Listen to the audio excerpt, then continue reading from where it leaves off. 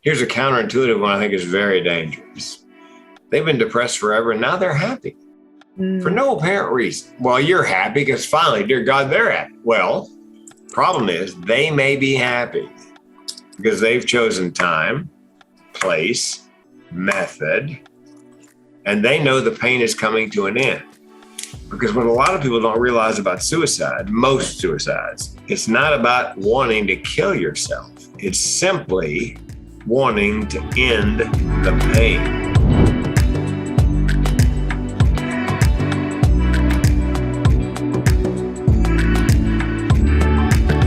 So folks, our show today is a little bit of a heavier show, but believe it or not, we're going to deliver it in a lighter way. So we're going to talk about depression.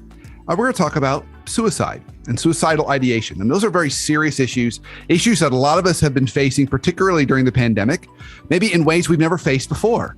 And so to help us guide us on this journey, we're going to have Frank King as our guest today. Now, Frank is an interesting guy. He actually goes by the title, The Mental Health Comedian. He's been a stand-up comic his whole career. He's worked with The Tonight Show, and he's been in the comedy circle for many, many years. And Frank has battled with depression and suicidal ideation, frankly, his entire life. So today's show, he's going to talk a little bit about ways we can do a better job of not only dealing with it when it comes along our way, but more importantly, what are some of those self-care plans that we can put in place? As Frank likes to say, he said, during the pandemic and everyone working from home, I didn't worry so much about my friends and colleagues that have always struggled with mental health and mental illness. They have plans to keep them kind of working through that. It's my friends that have never had to deal with this before. How are they going to handle this? So Frank gives us some great tips on how to do that. So listen real close to all the ways we can keep ourselves healthy and the signs that either you or a loved one might be struggling and ways to help them. So Frank gives us lots of great ideas. I think it's a great conversation. And of course, at the very end, I will share all my notes on my takeaways from the conversation.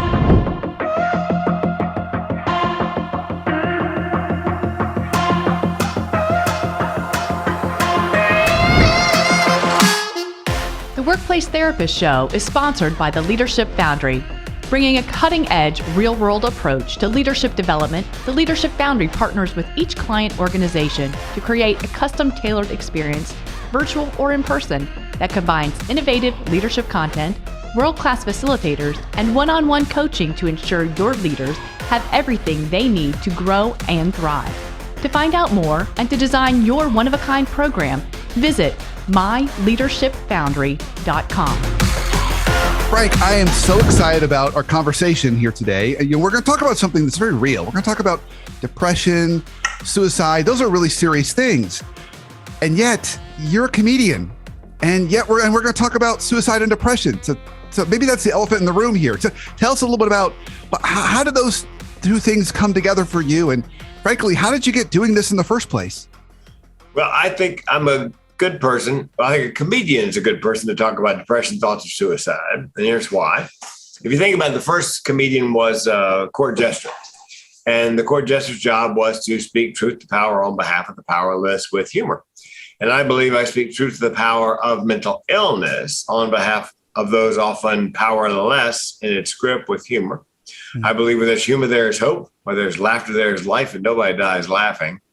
And as for why I am a good choice, depression and suicide run in my family. It's called generational depression and suicide. My grandmother died by suicide. My mother found her. My great aunt died by suicide. My mother and I found her. I was 4 years old. I screamed for days. If you want the details, I'll spare them. I'll spare you here, but they're all in my first TEDx talk on YouTube called A Matter of Laugh, Laugh, or Death, A Matter of Laugh or Death. And I myself in 2010, on April 10th, 2010, at the height of the recession, after filing a Chapter 7 bankruptcy, losing everything my wife and I had worked for 25 years, in a Chapter 7 bankruptcy, I learned what the barrel of my gun tasted like. Spoiler alert, I did not pull the trigger. A friend of mine heard me speak recently, and he never heard me say that out loud. I didn't pull the trigger. And so he comes up trying to be funny. Hey, man, how come you didn't pull the trigger? Hey, man, did you try to sound slightly less disappointed? Oh, jeez. Oh, goodness, Frank. That's by the way, because people say, do you tell jokes about depression? No, it's funny personal stories exactly like that from my journey. It's not jokes. Although I will tell you this, Doc, in comedy, there is a rule. You can make fun of any group to which you belong. Interesting. Anything else is off limits, but I'm mentally ill and I'm suicidal. So, I mean, I could tell jokes about that if I chose to from according to the comedy rules and regulations. Which I guess are constantly in flux given the world we live in today. Good Lord, I would not like to be doing comedy, especially on camera.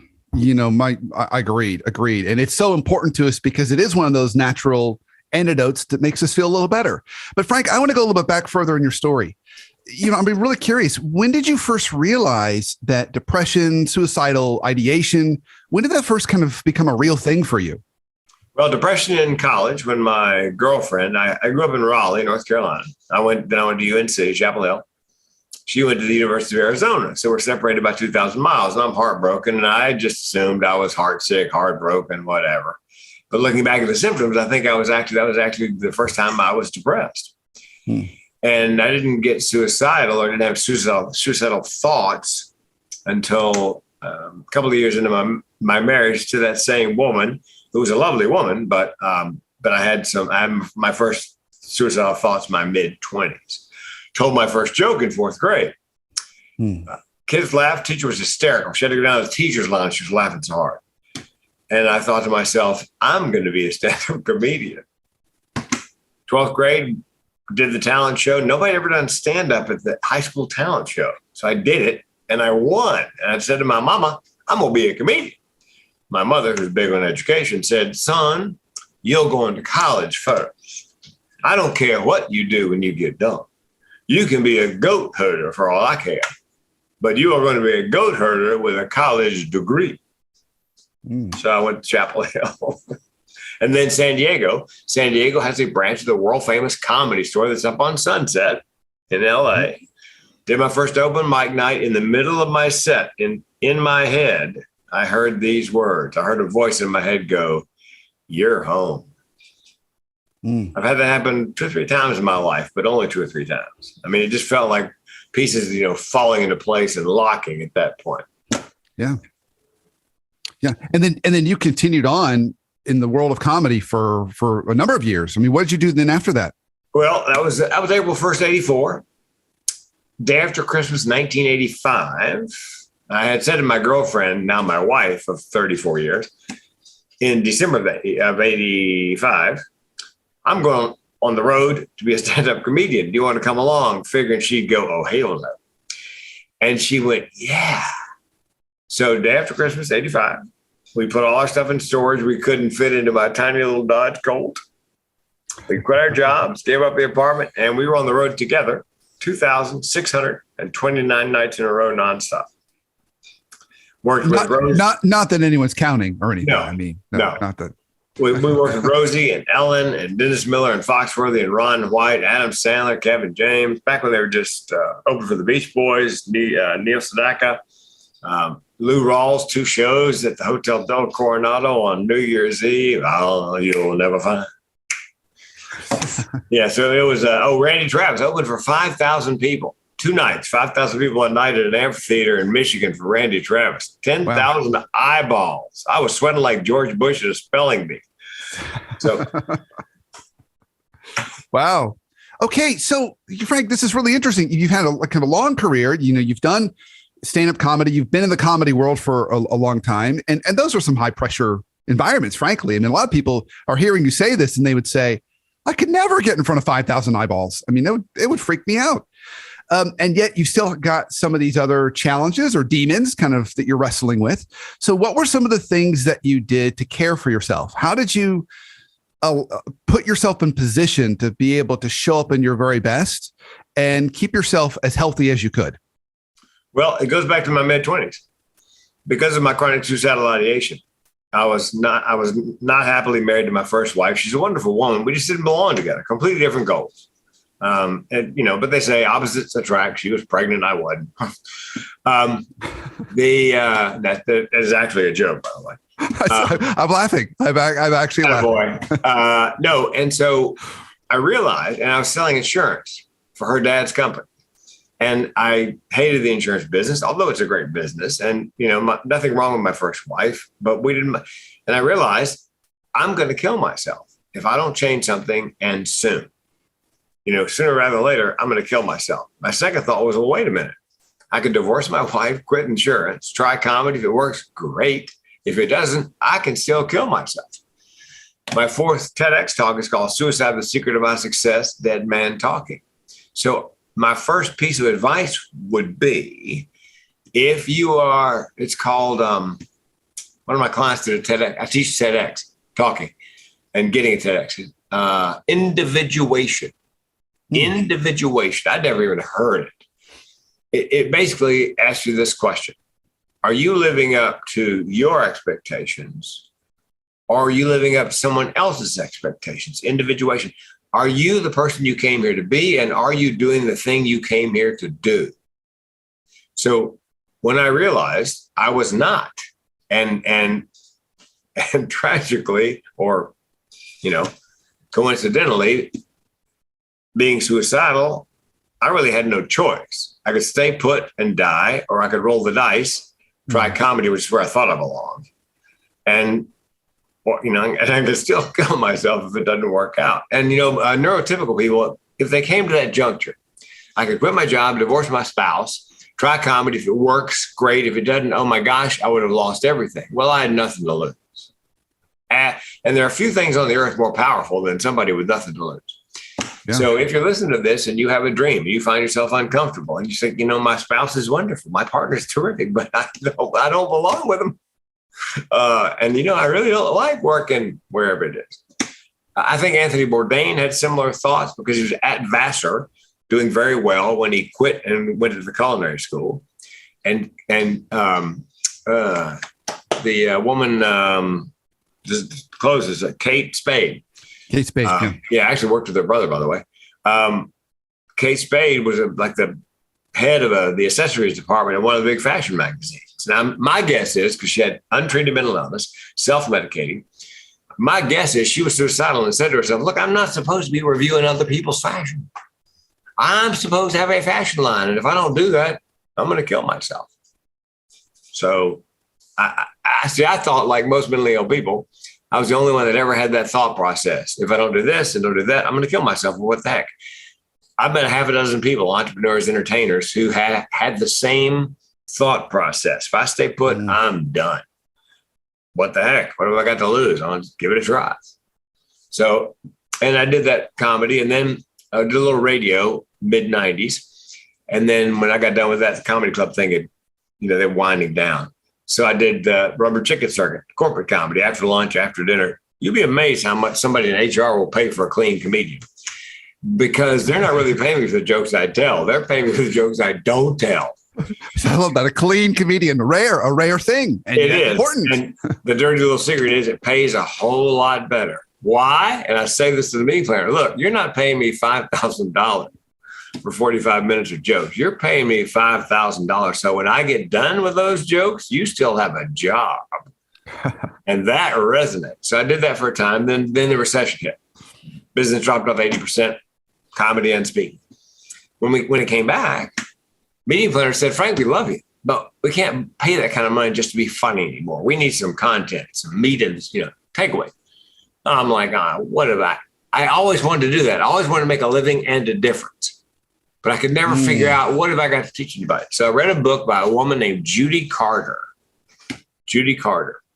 It's called The Message of You. The Message of You. Subtitle, one of the best I've ever read. Turning your life into a money-making speaking career. Does it get any more specific than that? So I went into a thing and I got nothing. And she walks you through step by step, practically fill in the blank to find what she calls your heart story. The one you cannot help but share. And halfway through, I thought, I could talk about suicide prevention. I mean, there are more nuts in my family than in a squirrel turd. So if I get some training in suicide prevention, which I've taken several training classes, got 2 more coming up in the next 30 days, I could keynote on it. And what I didn't know was I knew that hardly anybody talks about depression and suicide out loud. But I also knew, because I had prepared for that TEDx talk, that if you mention the words depression and suicide, oh my Lord, almost everyone has a story. The thing is, there are very few men who are willing to get up on stage and bare themselves emotionally. And there are very few clinicians. Men, there's only one mental health comedian, as far as I know. I mean, there are other comedians who talk about mental health. There's a guy in an HBO special on depression. But I think I'm the only mental health comedian. And so being a man and, and revealing all, going up with all warts and all, and being vulnerable. I'm reading Brene Brown's book on vulnerability. About halfway through, I thought, oh my God, that's my superpower. I'm vulnerable. Yeah, people don't know how powerful vulnerability actually is. Yeah. Because what happens is, if I get up on stage and do that, I give people in the audience permission to give voice to their feelings and experiences surrounding depression and thoughts of suicide without recrimination. I just booked a gig yesterday. I said, look, she goes, how long are you going to go? I said, well, I'll do 45 to 60 and then 15 general Q&A. And then she goes, there's more? I said, well, every time I get started on the general Q&A, I say to the audience, okay, look, we're going to do some general Q&A. If you've got a question or something to share that you don't want to do in front of the entire audience, like, I'm crazy, can you help me? Then I'll handle them individually until we're all done. So she goes, oh, another half an hour. I go, yeah, pretty much another half an hour. Because that's what happens. People tell me things they've never told anybody. People who have just met tell me the most amazing. I met a woman on a ship at breakfast because there was no place else to sit. She had an open chair. I told her what I did. I told her I just got TEDx. She goes, what's the topic? I said, depression and suicide. And I started a countdown in my head. 3, 2, 1. Sure enough. She goes, Frank, I tried to kill myself twice. We have just met. It's like she was waiting for someone to utter the magic words or tragic words, depression and suicide, out loud, to give her permission to give voice. 95% of my clients tell me when I get there, we just brought you in here to start the conversation on suicide. Yeah. And here's why that's important. 8 out of 10 people who are suicidal are ambivalent. 9 out of 10 give hints in the week leading up to the attempt, which means the vast majority of people, A, don't want to die. B, we can save them. The catch is, the trick is, how do you spot signs and symptoms of depression and thoughts of suicide? What do you say? What don't you say? What do you do? What don't you do? And how do you find resources? And that's the heart of my keynote, is those things, so that you become a gatekeeper for everybody you know. They walk by the gate, you think, hold on, he said fine, but I don't think he's fine. All of a sudden, and then you see a pattern. Wait a minute, Frank said this, depression, this is a sign. Uh-oh. Or same thing with signs and symptoms of suicide, thoughts of suicide, giving away prized possessions, getting their affairs in order, acquiring the means to die by suicide. So anyway, that's what I teach, are those things. So I did realize I had. So again, there aren't many funny clinicians. There are very few men who'll get up and talk about it personally. And so that is actually, it's become, I decided in 2018, that's all I'm going to speak on. There's enough demand for that topic. And then I selected their 10 occupations, top 10 at risk for suicide. I thought those are my ideal clients. I picked 6 of them. They all have annual meetings. They have associations. They use outside speakers. They generally have a budget for speaker. And they have this is the most important part. I tell my speaker coaching clients this. They have a bleeding need to learn what I have to say. I said, I don't care how good your keynote is. If there's not a pain point you're addressing, you might as well stop wasting your breath. Yeah. And somebody said to me, does it trigger you to speak about, because I talk about putting a gun in my mouth and I talk about my great aunt and my grandmother, trigger your depression to speak? I go, no, you got it backwards. It's extremely therapeutic. I did a college show. A young woman came up afterwards. She goes, thanks for your keynote. I said, you're welcome. She goes, but I got to tell you, it made me weep. How did it make you weep? Now, before we got on the air, I told you I have a condition called chronic suicidal ideation. And every time I've spoken since 2014, there's been one person in the audience who didn't know they have it. They didn't know it was a thing. They think they're just a freak, completely alone. And I tell a story in my keynote to describe chronic suicidal ideation. I say it's a solution. It's always on the menu as a solution, problems large and small. And when I say small, my car broke down. I had three thoughts: get it fixed, buy a new one, or I could just kill myself. So the young woman says to me, I said, why'd it make you weep? She said, well, because you know your story about the car, get it fixed, buy a new one, just kill yourself. She goes, I've been having those thoughts all my life. I thought it was just me. I didn't know it was a thing. I thought I was some kind of freak and completely alone.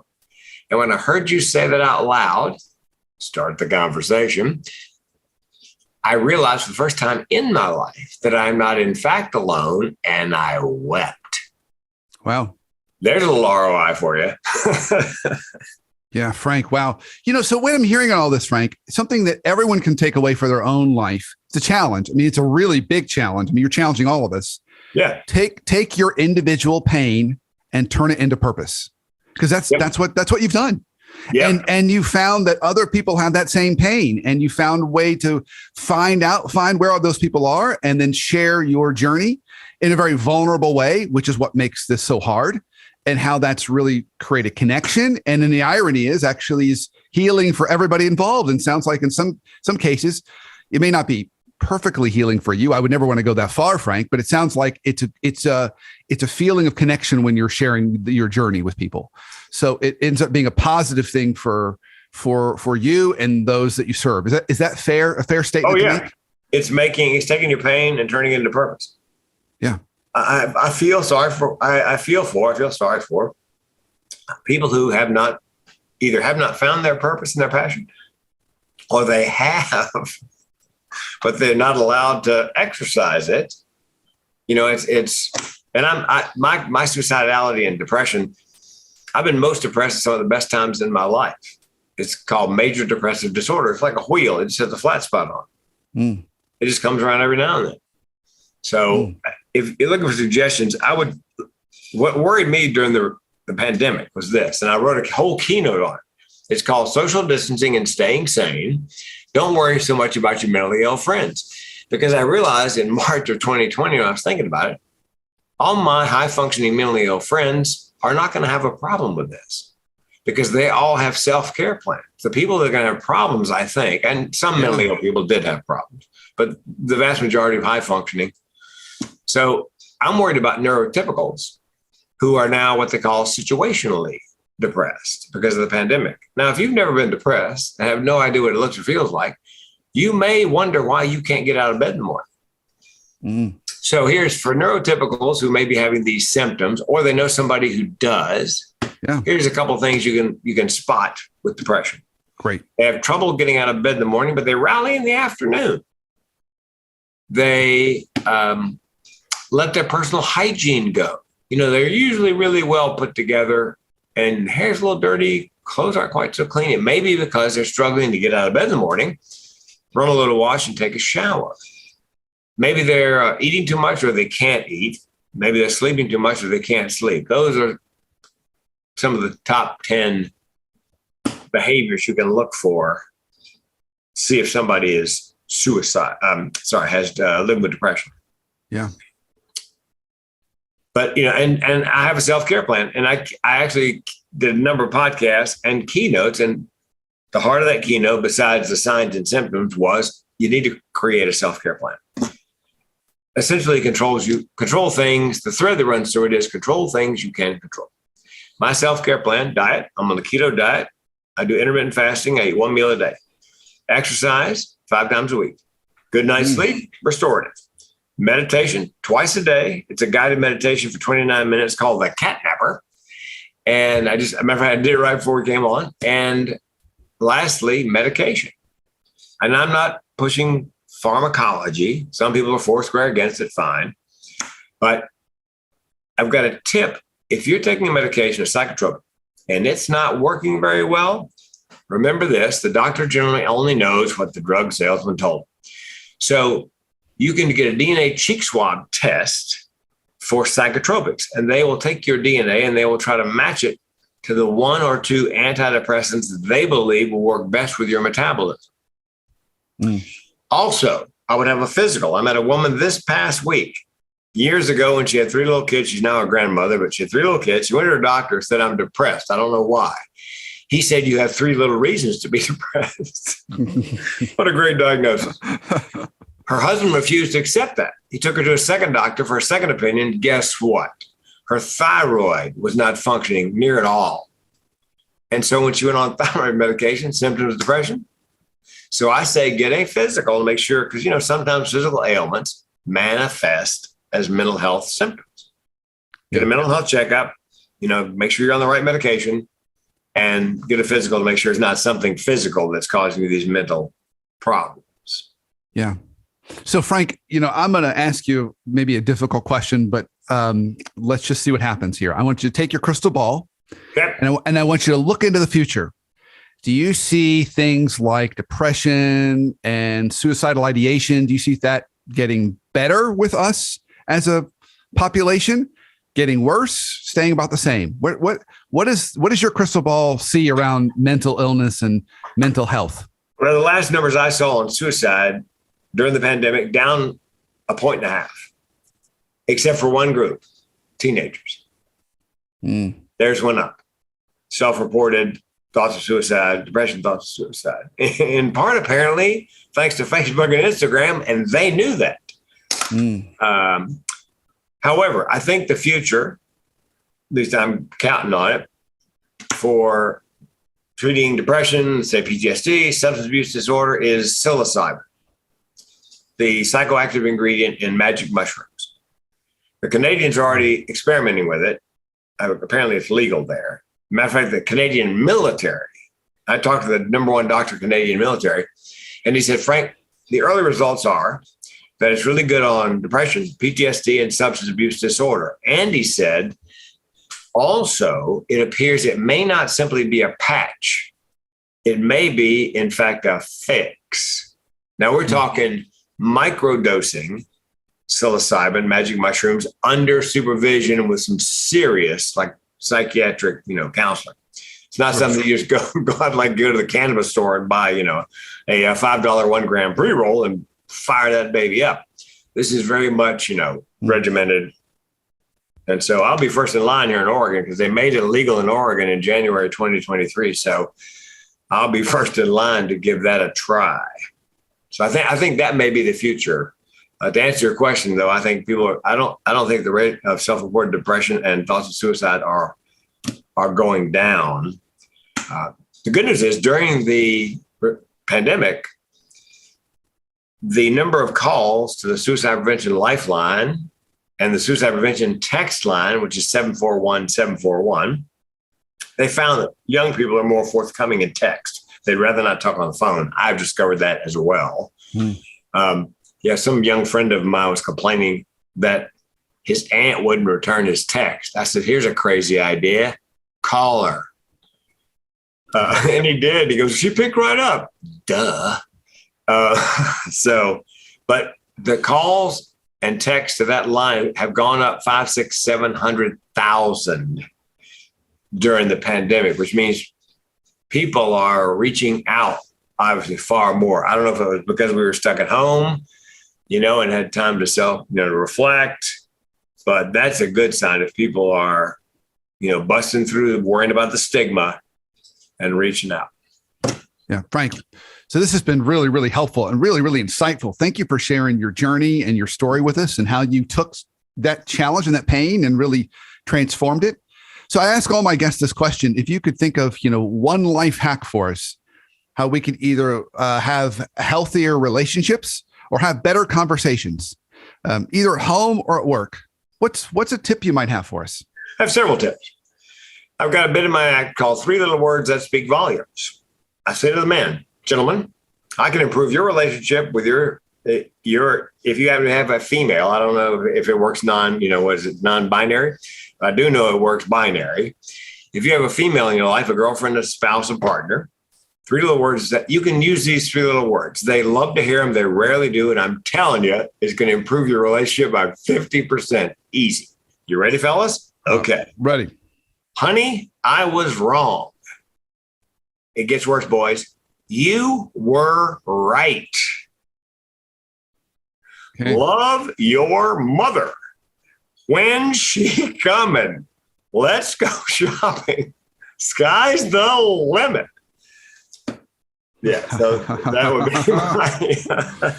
No, I think, in all honesty, I think the way, if there's a secret sauce to happiness, generally, it would be something they talk about in the speaking business. In the speaking business, they tell you when you get into it, you need to pick a lane, one lane. In other words, you go deep, not wide. Find your purpose, find your passion, even if you have to start with it as an avocation or part-time job, but work your way toward whatever it is. But when I picked a lane, simply suicide prevention speaking, I mean, I've got networking speech, motivational speech, cardiac speech. I thought I'll do them if they ask, but I'm not going to market them.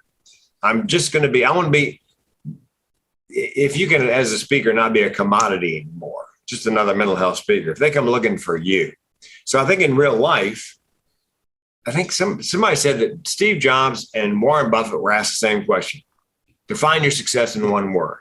And it may be apocryphal, but supposedly Steve Jobs and Warren Buffett in different locations at different times, when asked secret to success, one word, they both said focus. Mm.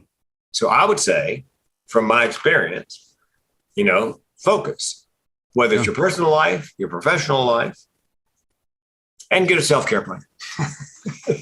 Frank, this was great. So if people want to learn more about you, follow you, book you for engagements, where can they go? Well, I'm in the Federal Witness Relocation Program, so that may be a little trickier to find you, but that could be a lot more fun. A lot more fun. Had to chase me and figure out where the heck I was. No, I have a website called the Mental Health Comedian.com, the Mental Health Comedian. If you go there, my co-authors and I have written 3 books of a 4-book series so far on men's mental health. The first one, if you put an email address in, you get a free MP3 of the entire thing, unabridged audiobook, and I narrate. So if you want to talk about, booking me for a mental health function, then that's the Mental Health Comedian. And then it also coach TEDx. So if you're a speaker, author, coach, and you have TEDx on your bucket list, first half an hour TEDx coaching is free. See if you got an idea that we think is worth spreading. Because I've got 6 TEDx talks actually, which is, by the way, is a more serious question than comedian suicide. Hold on, I got that. Comedian 6 TED talk. No, that's fiction. But that's great, Frank. That's fantastic. Well, I'm so thrilled to hear your journey. So thrilled how you've kind of made those pivots and the difference you're making in so many people's lives, particularly today. I mean, from my vantage point, this seems to be a growing challenge for so many people, and something that they're going to want and need to navigate. And while we're working from home, and that's great, in many cases, when I've talked to organizations that have always been remote, they said what people don't know about us, we've always been remote. They're just now learning on their own in their own organizations. There's a lot more mental health challenges when everyone's working by themselves alone in their respective apartments or offices or homes. It becomes a little more challenging. Maybe it's isolation, maybe they choose those roles for those reasons. I don't know, but what you're doing is helping so many people. So you are a real gift, Frank, whether you believe it or not. So thank you so much for your time today. I really appreciate it. And I know my listeners do as well. My pleasure. And thanks for being flexible on the time and date. I know you guys are, busy. Absolutely. Absolutely. Well, thanks again, Frank, and keep up all the great work. Thank you, sir.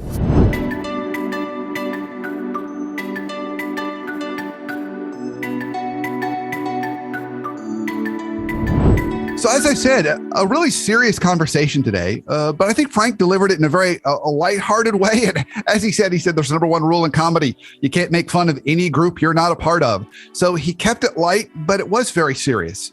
So he starts off by saying, if you're feeling that sense of depression or suicidal ideation, he mentioned the term individuation, which is almost another way of saying self-actualization.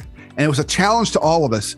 Are we stepping up to our expectations for ourselves and the life that we really want? It's kind of trying to paint that picture to give us that North Star. And then he said, kind of for him, it was always this idea of, well, what happens if nothing changes? well, he was going to take his own life. So that was his motivation to make some of the big changes in his life, to make those big moves. So it really kind of helped him kind of turn around.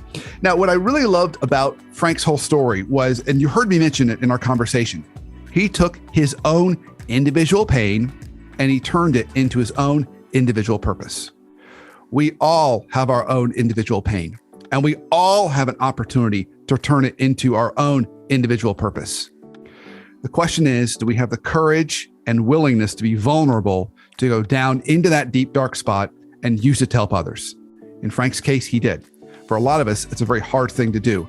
But you see and hear the power of that, because when he shares his story with others, they all come to him and they connect. And in many ways, it actually helps him kind of get through some of those challenges.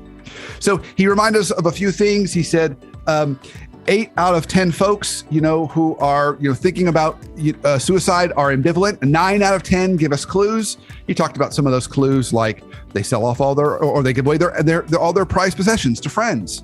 They make a plan. They seem happier. So, and they find kind of a means of doing it.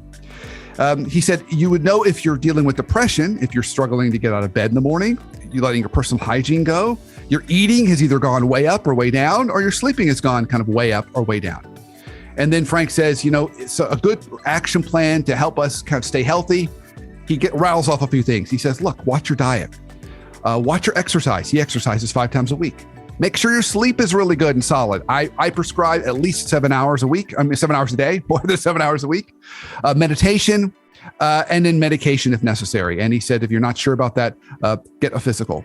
As when I asked him finally, where is this all going, Frank, in the future? He said, the good news is we've seen suicidal rates go down, except with teenagers, it's going up, and social media is a big cause of that. So we got to really pay close attention to folks that are in that space and stage in life and how we can support them better.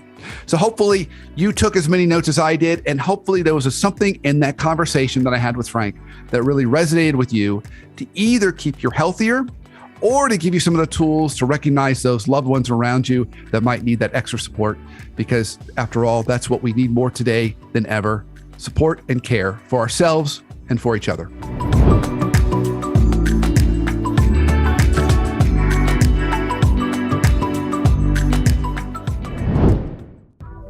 I'm Brandon Smith, and you've known me as the workplace therapist. My passion and purpose has always been to cure workplaces from dysfunction and to make your work life better. But did you also know I'm the co-founder of the Leadership Foundry? The Leadership Foundry is an innovative approach to helping teams, organizations, and leaders develop their leadership skills by taking them through a 6-month journey of not only refining their leadership skills through courses and classes, but also through coaching. Well, in addition to our platform, we're excited to share that we're launching the Leadership Foundry podcast this January as a result. This podcast is free, and these curated episodes will answer the questions you have as a leader right now. Things like, how do I more effectively delegate so I'm not doing all the work of my team? How do I communicate more effectively so we're all on the same page? How do I manage my time and help prioritize? And meetings. We all know meetings are such a pain for all of us. Catch these episodes and the first episode on January 10th on iTunes, Spotify, and your other favorite podcast platforms.